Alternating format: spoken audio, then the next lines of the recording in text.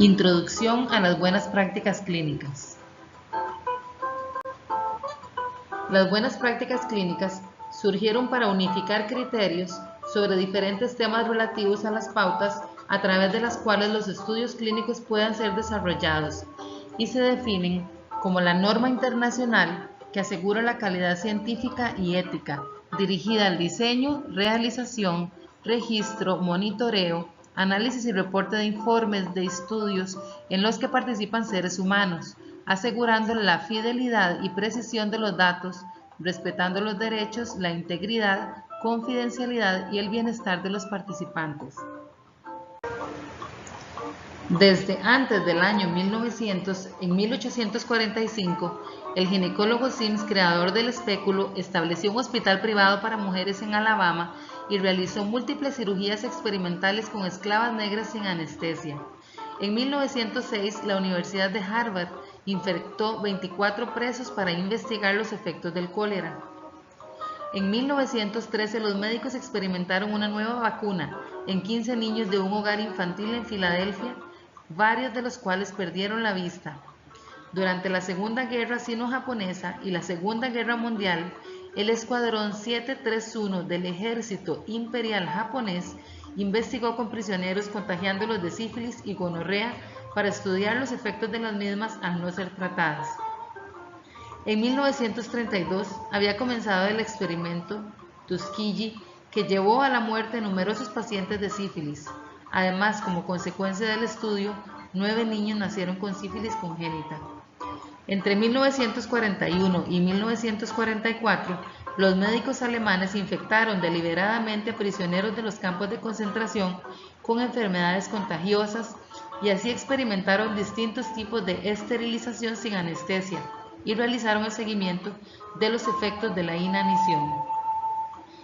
Todavía entre 1946 y 1948, el doctor estadounidense John Charles, junto con el gobierno de los Estados Unidos y funcionarios de salud guatemaltecos, realizaron un experimento en Guatemala para investigar la progresión natural de la sífilis y la eficacia de la penicilina en pacientes ya infectados, pero también en pacientes que contagiaron a propósito, entre ellos soldados, prostitutas, presos y pacientes de salud mental. Por lo menos 83 personas murieron como consecuencia de estos experimentos. En 1946, a raíz de toda esta experimentación, se realizó una conferencia a la que fueron invitados 31 países, aunque solo 29 participaron, y con ellos se oficializó la fundación de la Asociación Médica Mundial, de la cual surgió el Código de Ética Médica de Nuremberg, que recoge una serie de principios que rigen la experimentación con seres humanos. En 1947 se realizaron los juicios de Nuremberg. Estos fueron un conjunto de procesos jurisdiccionales emprendidos por la iniciativa de las Naciones Aliadas, vencedoras al final de la Guerra Mundial, en los que se determinaron y sancionaron los diferentes crímenes y abusos contra la humanidad cometidos en nombre del Imperio Alemán.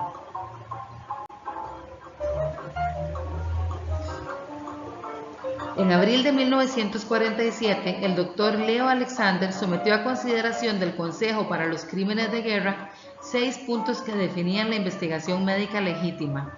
El veredicto del juicio adoptó estos puntos y añadió 4 puntos más. Estos 10 puntos son los que constituyen el Código de Nuremberg. Son los que se encuentran a continuación en la diapositiva.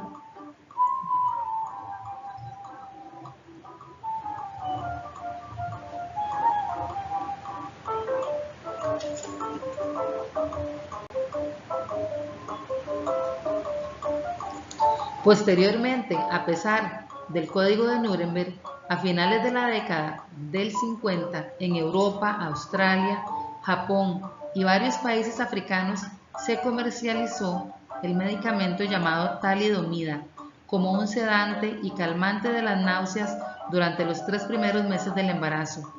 Sin embargo, la talidomida provocó más de 10.000 casos de defectos congénitos en hijos de madres que la consumieron durante el embarazo. Ya para 1962 fue retirada del mercado. La Asociación Médica Mundial en 1964 promulgó la Declaración de Helsinki. La declaración es un importante documento en la historia de la investigación ética, como un significativo esfuerzo de la comunidad médica para autorregularse y forma la base de muchos de los documentos subsecuentes. El previo Código de Nuremberg no tuvo aceptación general sobre los aspectos éticos de la investigación humana, aunque en países como Alemania y Rusia inspiró políticas nacionales sobre investigación en humanos. La declaración desarrolla los 10 puntos del Código de Nuremberg y a ellos le suma la Declaración de Ginebra y hace una declaración específica más detallada de la investigación clínica, reflejando cambios en la práctica médica desde el término experimentación humana utilizado en el Código de Nuremberg, y un cambio referente a este es una relajación de las condiciones del consentimiento voluntario, el que era absolutamente esencial en el Código de Nuremberg. Gracias a esto, hoy los médicos declaran obtener el consentimiento si es posible de parte del paciente, pero la investigación también permite, cuando a falta del consentimiento del involucrado, se cuenta con el de una persona próxima como un representante legal. La declaración ha sido sometida a 5 revisiones y 2 clarificaciones, creciendo considerablemente, y por eso aumentó su longitud de 11 a 37 párrafos. Establece principalmente: desarrollo de las ciencias médicas requiere investigación, el conocimiento científico no prevalece sobre el bienestar humano, el personal de investigación debe estar calificado y velar por la seguridad de los pacientes, debe haber retribución en caso de daño, información al paciente, uso del consentimiento informado y las guías para su confección, potestad de separarse del estudio sin afectar al participante, aprobación por un comité ético-científico, protocolos escritos y detallados, ensayos en grupos vulnerables solo si es para su beneficio, el uso del placebo, registro de practicantes y ensayos, y normas acerca de la publicación de los datos. A pesar de la Declaración de Helsinki, en Tuskegee, Estados Unidos, se llevó a cabo un estudio clínico durante 1932 y 1972 en esta ciudad estadounidense, en el que 600 afroestadounidenses, en su mayoría analfabetos, fueron estudiados para observar la progresión natural de la sífilis, siendo no tratada y considerando la historia natural hasta llegar a la muerte, a pesar del reciente descubrimiento de la penicilina. En esta ocasión, a raíz de los horrores del experimento Tuskegee y basado en el trabajo de la Comisión Nacional para la Protección de los Sujetos ante la Investigación Biomédica, el Departamento de Salud de los Estados Unidos revisó y amplió las regulaciones para proteger a los sujetos humanos a finales de la década de los 70. En 1978, la Comisión publicó el documento Principios Éticos y Pautas para la Protección de los Seres Humanos en la Investigación, y fue llamado el Informe Belmont por el Centro de Conferencias Belmont, donde la Comisión se reunió para delinear este primer informe. El Informe Belmont explica y unifica los principios éticos básicos de diferentes informes de la Comisión Nacional y las regulaciones que incorporan sus recomendaciones. Los 3 principios éticos fundamentales para utilizar sujetos humanos en la investigación son: respeto a las personas, protegiendo la autonomía y tratándolas con cortesía, respeto, tomando en cuenta el consentimiento informado. 2. Beneficencia. Maximizar los beneficios para el proyecto de investigación mientras se minimizan los riesgos para los sujetos de la investigación. Y 3. Justicia. Usar procedimientos razonables, no explotadores y bien considerados para asegurarse que se administran correctamente. Hoy el informe Belmont continúa siendo una referencia esencial para que los investigadores y grupos que trabajen con sujetos humanos en investigación se aseguren que los proyectos cumplen con las regulaciones éticas.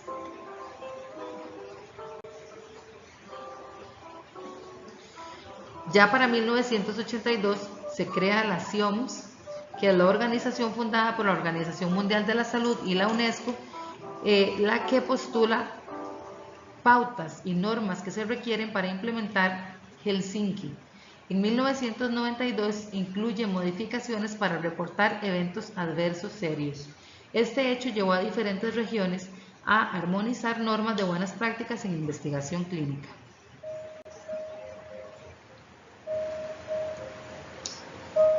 En 1996 se realiza la Conferencia Internacional de Armonización con participación de la Comunidad Europea, Estados Unidos y Japón, entre otros con carácter de observadores como Canadá y la Organización Mundial de la Salud, donde se produjeron guías que unifican criterios sobre los diferentes temas relativos a los medicamentos. En el marco de la Conferencia Internacional de Armonización, surgieron las guías de buenas prácticas clínicas, que definen una serie de pautas a través de los cuales los estudios clínicos pueden ser diseñados, implementados, finalizados, auditados, analizados e informados para asegurar su confiabilidad. Las guías de armonización son un sistema eficiente y seguro para el desarrollo de medicamentos y dispositivos médicos. Armoniza los procesos de desarrollo de drogas para facilitar la aceptación de datos entre autoridades regulatorias, como la Unión Europea, Estados Unidos y Japón. Establece pautas para investigación de biológicos, drogas, así como dispositivos médicos, y sobre todo protege el bienestar de los participantes. Las guías establecen la responsabilidad de que las buenas prácticas clínicas la comparten todos los participantes de la investigación, patrocinadores, investigadores y asociados, OAC, OIC, comités éticos científicos, autoridades regulatorias, el CONIS en Costa Rica y los participantes. Las buenas prácticas clínicas contienen 13 principios éticos y de calidad en la investigación dirigidos a proteger la seguridad y el bienestar de los participantes. 1. Los estudios clínicos deberán ser conducidos de acuerdo a los principios éticos de la Declaración de Helsinki. 2. Los estudios deberán iniciarse y continuar únicamente si los beneficios anticipados justifican y sobrepasan los riesgos. 3.